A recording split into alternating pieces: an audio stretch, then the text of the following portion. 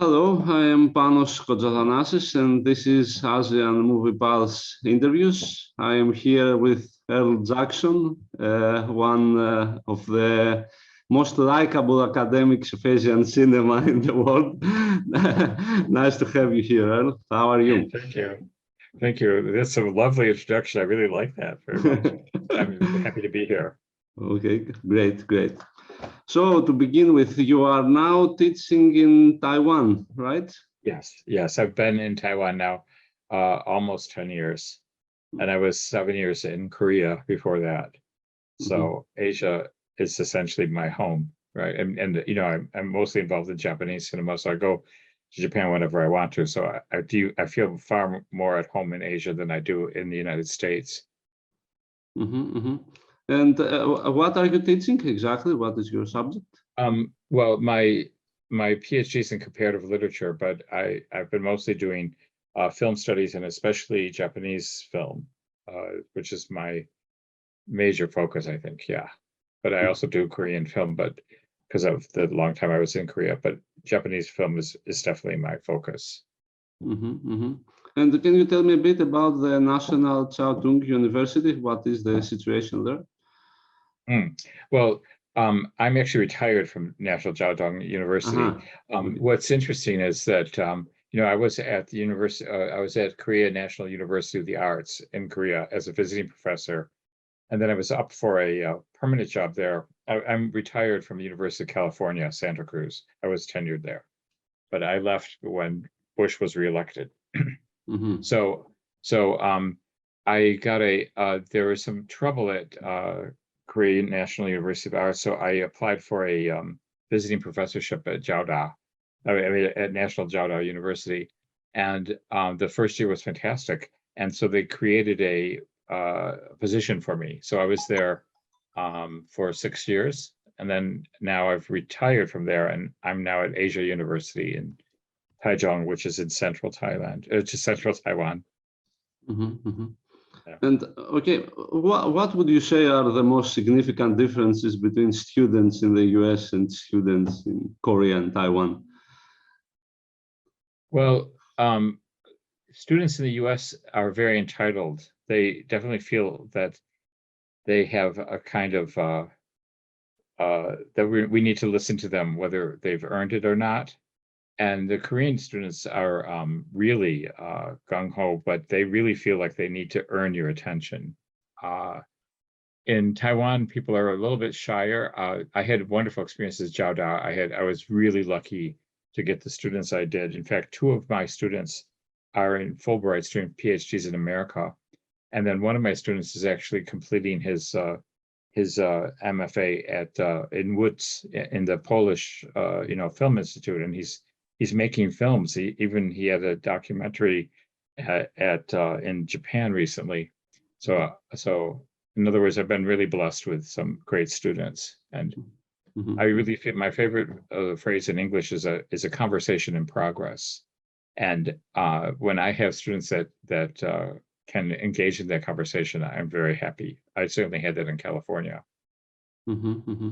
And as I was reading your CV yesterday, I saw that you also played in the Korean movie in Barbie. Yeah, you have my CV? A kind of what I could find. I actually constructed one from the info on the web about it. So how was that experience? Yeah, it was great. Now, see, I'm friends with Lee we met in a funny way, and then we were always friends, and then we were really drunk in at Busan Film Festival.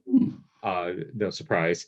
And during that time, I said, "Put me in one of your movies sometime," and I forgot about it. But then he called me and he said, "You know, I have a perfect role for you, where you get on this plane and you're going to start filming the minute you get off the plane." And we did. Now, since I'm mostly just in film theory, I really felt I really needed hands-on experience too. So I've also worked as a film editor, as a screenwriter, then this actor and a line producer. And boy, it's a different experience. I'm really glad I had that experience. And being the villain in Barbie was fantastic. I mean, it was really great. And would you say that is the dream of all people who deal with cinema but are not actually in movies to at some point be in a movie? I don't know. I mean, I'm glad I did it. I didn't get hit by the acting bug at all, but I was really glad I did it. And I was glad for the kind of technical peculiarities, because, for example, we did one scene on the beach and the director wanted a certain mood. So we shot it that way. But after it was over, he wanted a different mood. So I had to dub myself with a different mood. And in the studio, I had these headphones on, and the director is talking to me in my ear in English on this side, and the sound technician is talking to me on this side in Korean. And I was thinking, this is really cinema, this is the technological subject I talk about, but it's for real, So. Okay, that's great. And I'm not sure if it's a recent one, but I see you are kind of obsessed with Yasuzo Masumura. Is that recent or an old? Masumura Yasuzo, yeah, he's my guy for sure. Him and Kawashima Yuzo. I could talk about them forever. I won't bore you, but Masumura is a great accident. When I was living in San Francisco, I bought a used Laserdisc player from a shop that just did Laserdisc, and the guys out behind the desk said, "Oh, we're running this Laserdisc, but we really want to start our own DVD company, and we've been trying to get the rights to Masumura's films from Daiei, but nobody's answering us." And I said, "Well, I'll help." So I wrote the letters to Daiei and negotiated, and they got the rights to five Masumura films. And then I did some of the subtitles. I did the background on it. This was Phantoma Films, and that's how I got into Masumura. So we really actually introduced Masumura to the United States. Now I do stuff like that for Arrow, but this was way back in, I don't know, 2000 or so, when the first time we got Masumura into the States. I think it's really important that people know that there's something beyond Ozu and Kurosawa, whom I adore also, but Japanese film canon is so large and so rich that every year I feel like the year before I didn't know enough to talk about Japanese cinema. When I look back at teaching Japanese cinema in California in the 90s, I feel ashamed of myself because, it was just the tip of the iceberg, And what is your opinion of the Japanese movie industry at the moment? Do you follow it more or less? I follow it, but I like the older stuff, really. I love Kurosawa Kiyoshi. I really revere Aoyama Shinji, who unfortunately passed away recently, but I don't get as excited as I do about some of the older things. I don't know if it's just a function of my age, but I just feel like there was more, this is going to sound like a terrible word, but more sincerity, more like extreme sincerity in earlier Japanese cinema than today. But I think that's true for a lot of places in the world. And how do you feel that, let's say, the audience has changed through the decades? People who go to the cinema. Well, I think that the idea that you can watch a film on your phone is a sin. That the idea that some people have actually never go to the cinema and have that big screen in front of them anymore. I need that. I absolutely need that. And I have one colleague who taught Ozu's Tokyo Story, and his kids not only watched it on their cell phones, but they said, "Oh, this film wasn't so bad because we fast forward." That to me is, that is really a crime against humanity. I do think that this spectatorial situation of being in the dark, immobilized, and giving yourself up to a giant image is somehow profound, because I don't think it's an accident that movies started around the same time that Freud wrote Interpretation of Dreams. I think that is a zeitgeist that needs to be respected. Okay. And do you feel that this is a problem with the audience or with the movies? Well, your question was about the audience. I think that is the audience that has chosen to make the spectatorial situation convenient is an attitude that I can't understand. Now, I'm saying this descriptively. I don't really think it's my position to boss people around, but I'm saying that if you watch movies on the phone, you have not had the experience that I'm talking about when I'm talking about cinema. Right. Essentially, what I wanted to ask, even in cinemas nowadays, you see a lot of people at some point, putting out their phones and, checking their phones during the movie. And I'm furious. And I'm always thinking if that is a problem with the audience or with the movie. Can the movie captivate you, or the movies aren't given a chance? I mean, how quickly they open up the phone, and I mean, there are participatory events. I spent quite a bit of time in India, and I spent some time in central India in Hyderabad, and I went to a matinee in this little town called Gachibowli, where you walk in. It's 2:00 in the afternoon, and it seats 1,200 people, and it's made of stone, and everybody's so excited about the movie that they all start dancing with the songs, even though it's brand new and they couldn't possibly know the songs. And then when they like the songs, they would ask the projectionist to replay, which I didn't even know was technically possible. So this 3-hour movie turns into like a 4-hour, 20-minute movie. And it was a fantastic experience. I don't know a word of Telugu, but it was wonderful, So that I can forgive, like checking your Facebook during, the restoration print of Psycho is unforgivable to me. Well, I guess Indian audience is still a bit different than the rest, aren't they? Yeah, I was explaining that. I mean, I'm talking about very different, communicative, different situations. And in India, I thought that was fantastic. But in, like New York City, if people are checking their messages during a film, yeah, that is unforgivable. And I think that's also just about civility, The techno society has really undermined human decency and civility, I think. But I mean, as a cinephile, I find that absolutely unbelievable. Fortunately, in Korea, in Korea, people will tell you stop, So they didn't do that, especially when I would go to places like the Cinematheque. They don't do that. And certainly the wonderful retro film theaters in Japan, no one would think about doing it. Like at La Puta or at Cinema Vera, the people who go there are cinephiles, and we'll be there like for 3 screenings, and then we have we have little lunches outside. We don't know each other, but we've really bonded, and not a single one of those people would ever dream of doing that. They're all about like my age though, which are older though, these are 70-year-old people, but that's how you watch a movie. You watch it with respect and willingness to be enthralled. How about the Taiwanese audience? Well, it's a little bit, because of COVID, it's been interrupted a bit, but Taiwanese audiences are pretty civil. One of the great things about Taiwanese people is that they really know how to line up.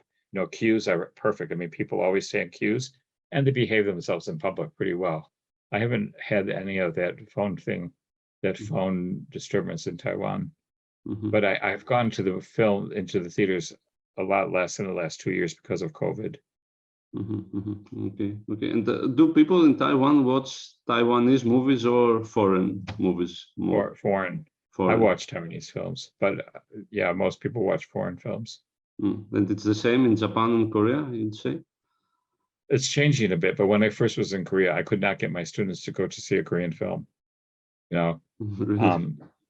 But then at the Korean National University of Arts, we had a very close relationship with the Korean Film Archive. So we could actually go to the archives and get things out, so that was a privileged thing. And those graduate students, were very serious. So they certainly watched them. But when I was first in, I had a film club in Santa Cruz while I was teaching there. And when I said, I'm going to show 5 Korean films, people acted like I was like, what, why, that nowadays that seems so alien, that response, but like in 1999 nobody wanted to see them. But is it true what they say about the US audience, that they can't handle subtitles, or Yes. was that a problem? It was, yeah. Well, I mean, in my case, the students were okay, but let me give you an example of like administrative prejudice, which I ran into way back in like 1994 or so. I taught at the University of California, Santa Cruz, and we were divided up into colleges. And then we suddenly had each college, every person in the college had to do a informal class that's only for 1 to 3 credits, and we could design any course we wanted to. So I designed one on Wong Kar-wai. This is so the only thing he's had out. This is up to the Chungking Express Fallen Angels period. We're still on videotape, right? So I had a whole syllabus, and I also explained, I do things about martial arts with Ashes of Time and talk about the Hong Kong situation. So I had that all in place for a 2-credit class, and the administration said no because they said that they think that a single Chinese director would not have the intellectual merit to justify an entire course, a 2-credit course. Of course, and then the following year, one of the big names at Berkeley decides to have a seminar on Wong Kar-wai, and that makes all the papers, right? But yeah, so this is what I'm doing right now is this Chinese tradition called speaking bitterness. It's a kind of formal narrative complaint. But I guess what I'm saying is that, you just have to be a pioneer, and remember these things, but keep moving. Now everybody would line up for Wong Kar-wai, but back then they just thought I was crazy. So I did it anyway for no credit. I just showed the films every Tuesday night. And then were people there, or? Yeah, I started getting a following, and then my film club became really famous in Northern California. I did it for 10 years. Well, that's great. That was really fun. One other thing that strikes me as odd in the interviews I have with Asian filmmakers is when I ask them about their inspiration or if they admire a filmmaker, almost no one mentions any filmmaker from their countries. They're all about Nouvelle Vague and some Americans. Is it the situation? They don't know like film history in Asian countries, like.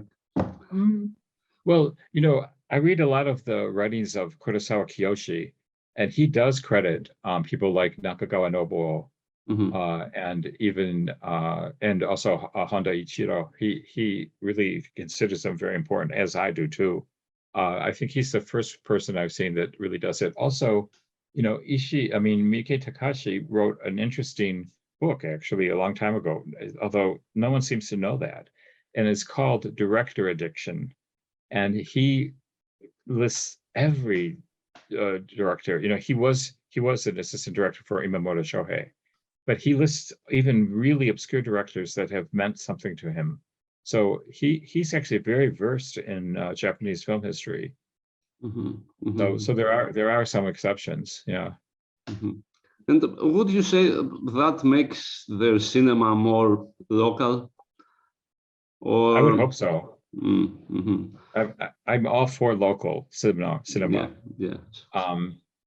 The global only makes sense if it's global from something, right?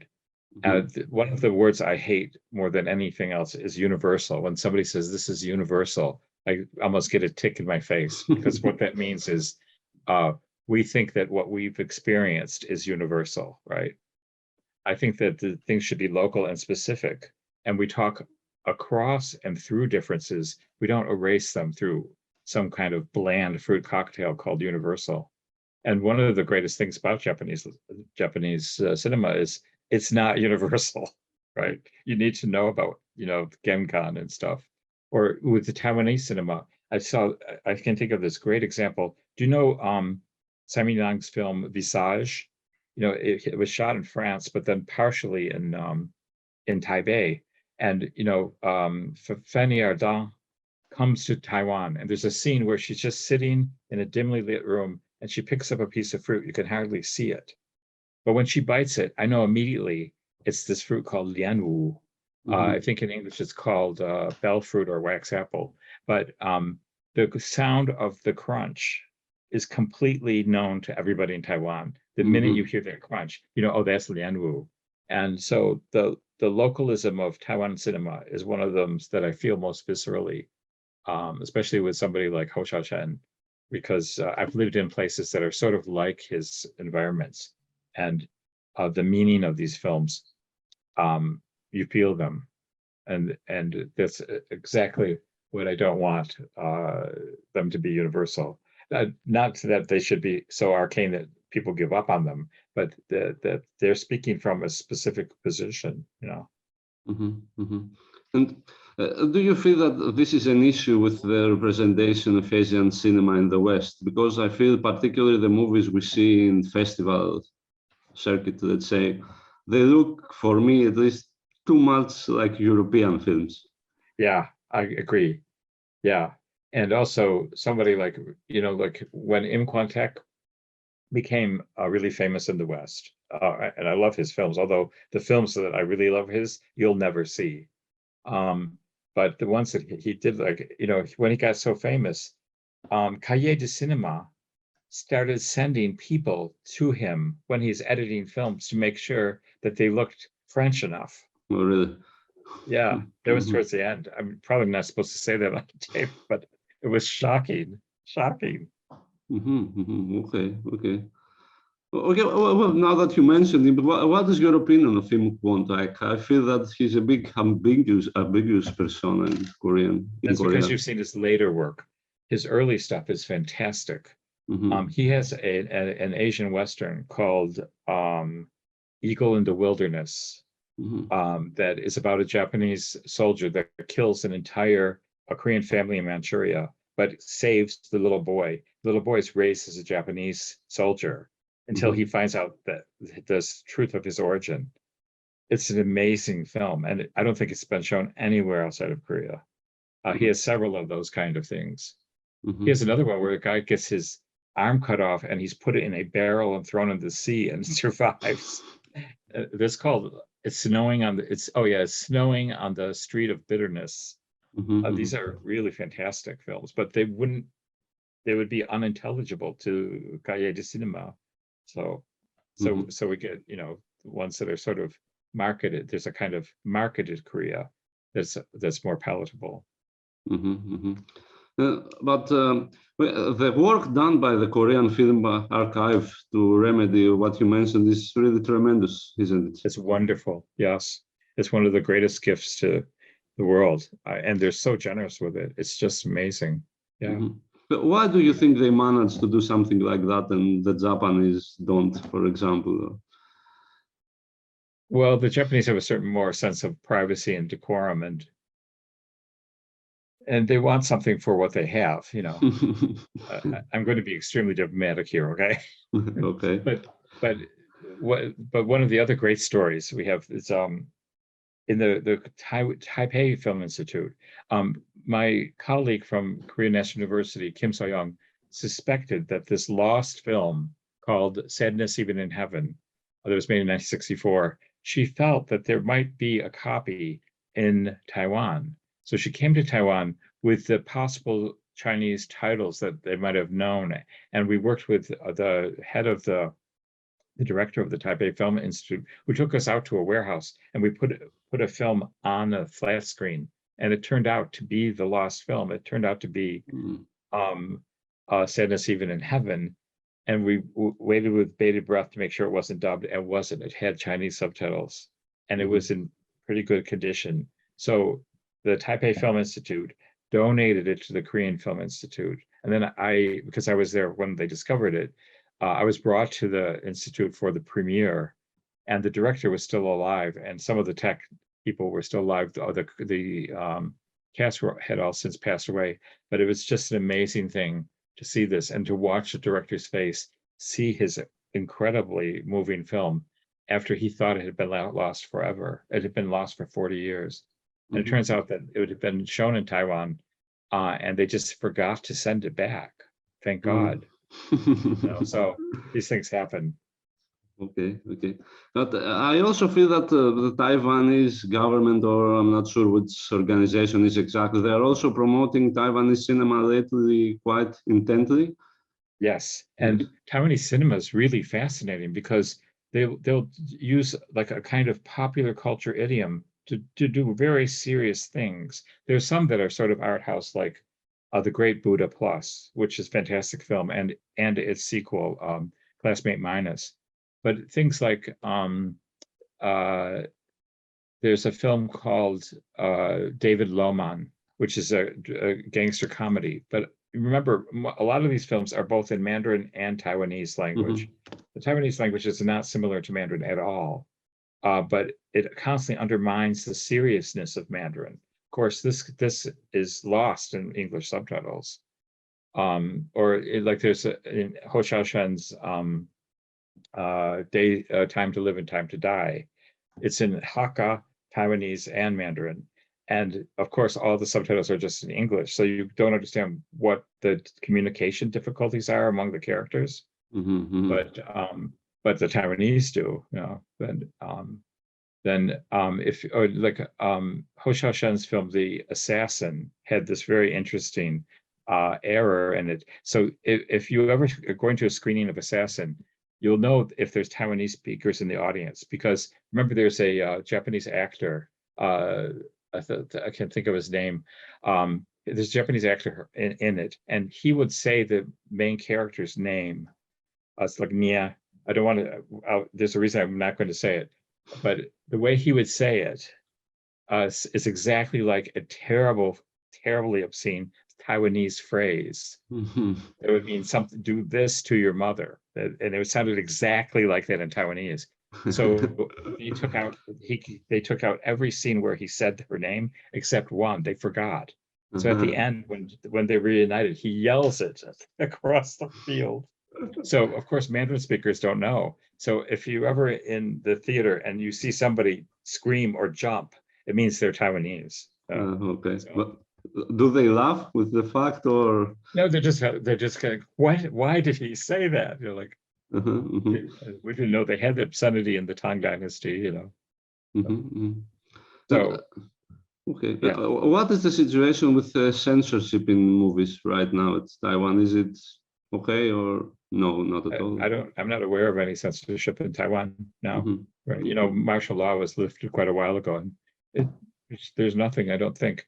Sometimes, there was a while that you know there was a quota on how many films from the mainland could be brought in commercially distributed, but that hasn't really been an issue lately.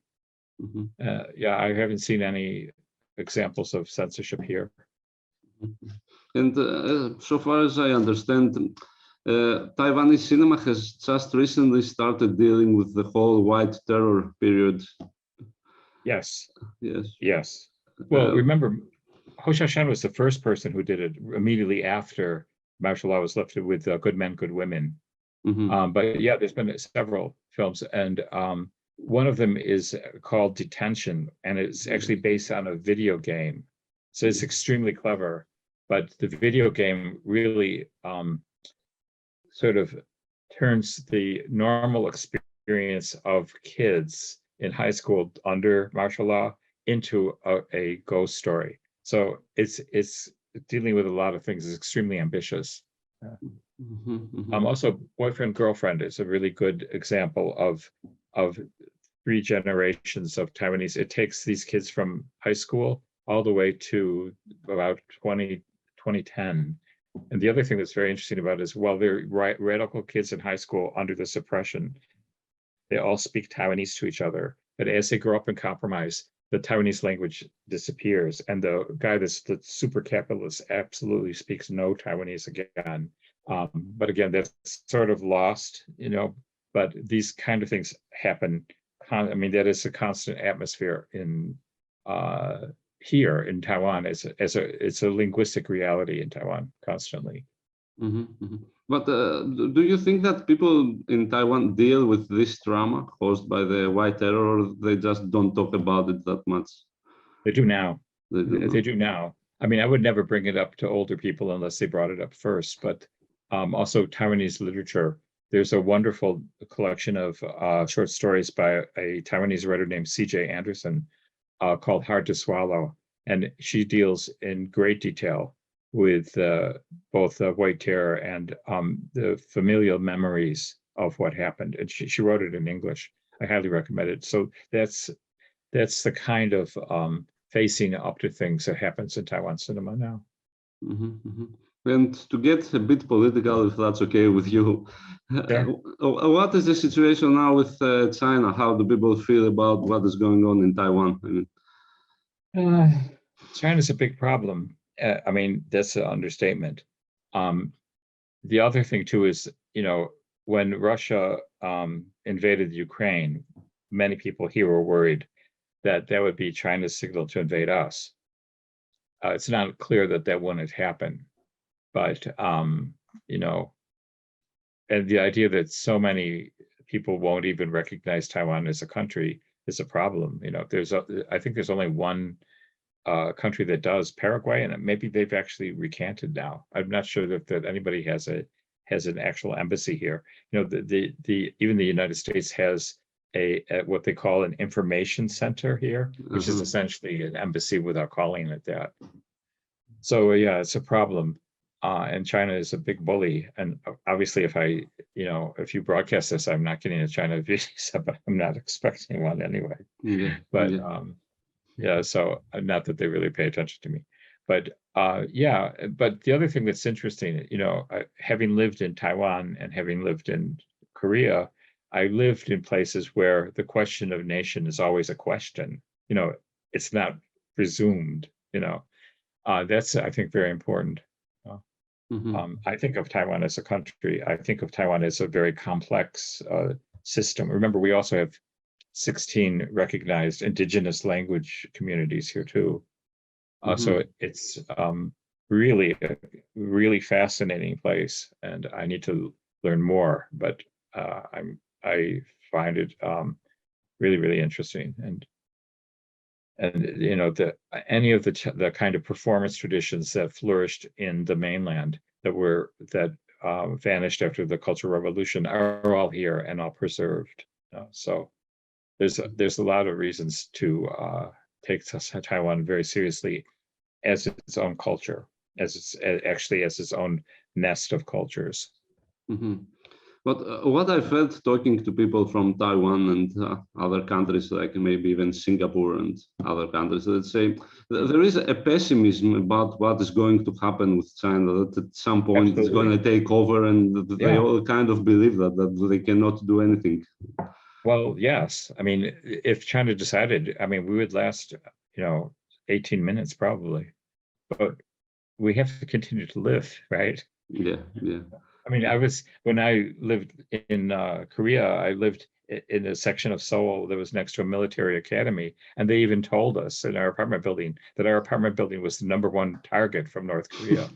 That they had 42 missiles pointed at our address. These are things you live with, right? It makes an impression to me that you say we. You identify as Taiwanese now. No, I would never be that. I'm never that white guy. No, but I live here. I'm a permanent resident, and I feel very at home here. Yeah, and if China invaded, I think I wouldn't just flee. I'm committed to being here. What happens to people happened to me too. And what was the situation there during COVID? We heard a number of stories. Also, there is the embargo from World Health Organization to Taiwan still, right? So they didn't have access to so much as other countries. Right. So how was the situation? That was hard because Taiwan actually bought a lot of the Pfizer vaccine really early, and then China talked Germany into breaking the contract, and we didn't get it. It took us a long time to get vaccine. Now we do have the Pfizer also, but for a long time, anytime we tried to do something, the Chinese would block the ability to get the vaccines.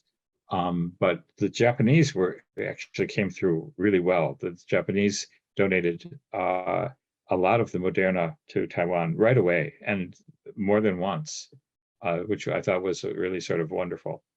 Now everybody has full access to all the vaccines here, and we're all fully vaccinated. But it was amazing, and it was also amazing how people at WHO wouldn't even mention Taiwan when asked, you know. Yeah, I mean, China really has an iron grip on the rest of public opinion. I mean, official public venues, for sure.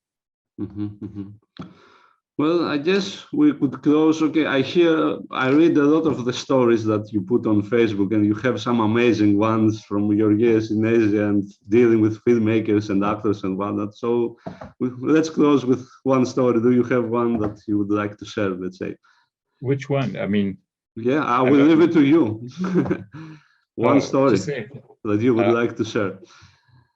I can't think. If you too told me abrupt. ahead of time. Yeah. Okay. All right. So, no problem. Yeah.